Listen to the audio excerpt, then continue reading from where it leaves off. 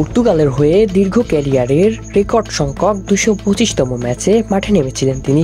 লম্বা এই সময়ে কখনোই জাতীয় দলের হয়ে লাল কার্ড দেখেননি ক্রিস্টিয়ানো রোনালদো। সেই রোনালদোই নিজের 226তম ম্যাচে এসে দেখলেন প্রথম লাল কার্ড, আর এতেই জেগেছে নতুন সংখ্যা। প্রতিপক্ষের ফুটবলারদের বাজেভাবে আঘাত করার দায়ে 2026 বিশ্বকাপের প্রথম ভাগে নিষিদ্ধ হতে পারেন CR7। বিশ্বকাপ বাছাই পর্বে আয়ারল্যান্ডের বিপক্ষে 2-0 গোলে হেরেছে পর্তুগাল। সেই ম্যাচের 61 মিনিটের মাথায় আইরিশ ডিফেন্ডার ডারাউশেকে কনুই দিয়ে আঘাত করেন রোনালদো।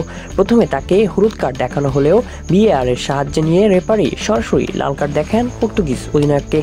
এই লাল কার্ডে নিশ্চিতভাবে আগামী 16 নভেম্বর আর্মেনিয়ার বিপক্ষে বাছাই পর্বের শেষ ম্যাচ মিস করবেন রোনালদো। শুধু তাই নয়, ফিফা এর নিয়ম বলছে কোনো ফুটবলার প্রতিপক্ষকে বাজেভাবে ফাউল করলে বাড়তি 1 থেকে 3 ম্যাচের নিষেধাজ্ঞা পেতে পারেন।